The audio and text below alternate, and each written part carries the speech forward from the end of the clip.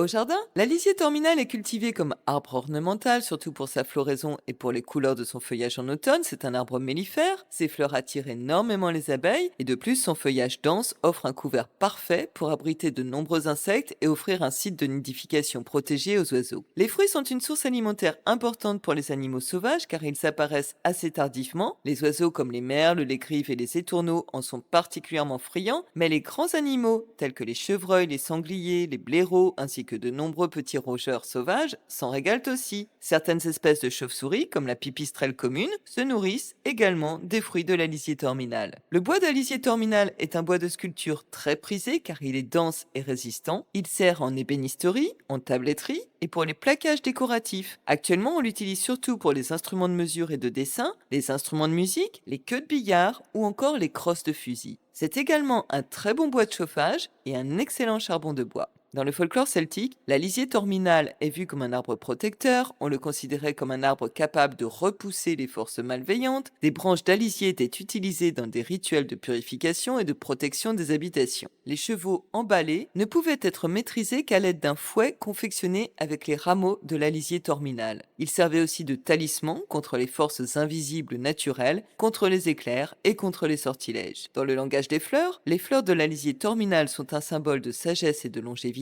Il est associé à la protection et à la résilience, et les Romains offraient ces fleurs en signe de respect. Bref, la